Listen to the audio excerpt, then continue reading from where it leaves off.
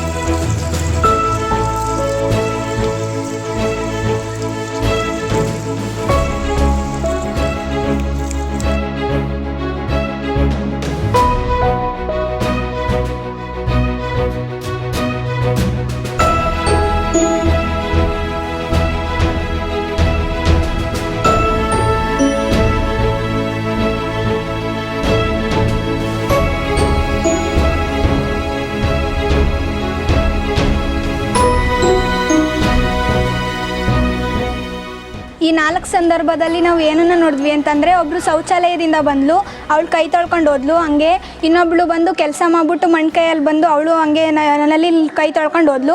ಇನ್ನೊಬ್ಳು ಆಟ ಆಡ್ಬಿಟ್ಟು ಬಂದು ಕೈ ತೊಳ್ಕೊಂಡು ಬೇವರಲ್ಲೆಲ್ಲ ಕೈ ತೊಳ್ಕೊಂಡು ಹೋದ್ಲು. ಇನ್ನೊಬ್ಳು ಊಟದ ಕೈಯಲ್ಲಿ ಎಂದ್ಲು ಕೈಯಲ್ಲೇ ಬಂದು ನಲ್ಲಿನ ಆನ್ ಮಾಡಿಬಿಟ್ಟು ನೀರನ್ನ ತೊಳ್ಕೊಂಡು ಹೋದ್ರು. ಈ 3 ಜನನೂ ಕೂಡ ಒಂದೇ ನಲ್ಲಿನ ಬಳಸಿದ್ರು.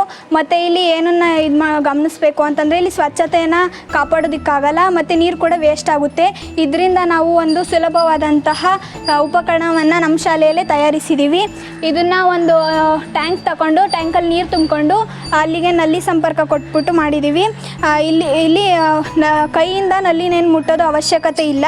ಆದ್ರೆ ಕಾಲಲ್ಲಿ ಹಿಂಗೆ ಒತ್ತಿದ್ರೆ ಸಾಕು, ಅಲ್ಲಿ ನೀರು ಸುಲಭವಾಗಿ ಬಂದು ಕೈ ತೊಳ್ಕೊಂಡು ಹೋಗ್ಬೋದು. ಇಲ್ಲಿ ನೀರು ಕೂಡ ವೇಸ್ಟ್ ಆಗಲ್ಲ ಮತ್ತು ಸ್ವಚ್ಛತೆ ಕೂಡ ಕಾಪಾಡ್ಬೋದು ಅಂತ ಹೇಳ್ಬೋದು.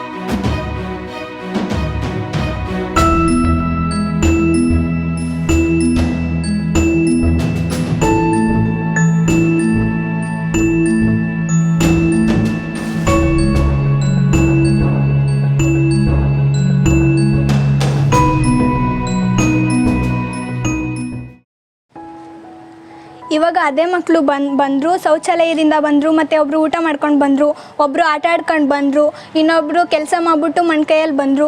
ಇವರೆಲ್ಲರೂ ಕೂಡ ಕೈನ ಇಲ್ಲಿ ಪ್ರೆಸ್ ಮಾಡಿದೆ ನಲ್ಲಿಗೆ ಸುಲಭವಾಗಿ ಕೈ ತೊಳ್ಕೊಂಡು ಅವ್ರ ಕೆಲಸನ ಮುಗಿಸ್ಕೊಂಡು ಹೋದರು. ಅವರು ಇಲ್ಲಿ ಮುಖ್ಯವಾಗಿ ಏನಂತಂದರೆ ಸ್ವಚ್ಛತೆಯನ್ನು ಕಾಪಾಡ್ಕೋಬೋದು ನಾವು.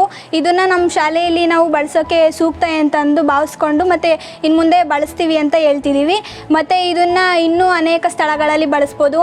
ಅಂತಂದರೆ ಮದುವೆ ಮನೆಗಳಲ್ಲಿ, ಜಾತ್ರೆಗಳಲ್ಲಿ, ಮನೆಗಳಲ್ಲಿ ಏನಾದರೂ ಫಂಕ್ಷನ್ ಮಾಡಿದ್ರೆ, ಇನ್ನೂ ಅನೇಕ ಎಲ್ಲಿ ಜನಸಂಖ್ಯೆ ಜಾಸ್ತಿ ಇರುತ್ತೆ ಅಲ್ಲಿ ಬಳಸ್ಬೋದು ಅಂತ ನಾನು ಭಾವಿಸ್ತೀನಿ. ಈ ಪ್ರಾಜೆಕ್ಟ್ ಮಾಡೋಕ್ಕೆ ಅವಕಾಶ ಕೊಟ್ಟಂತಹ ಎಲ್ಲ ಶಿಕ್ಷಕರಿಗೂ ಧನ್ಯವಾದಗಳು.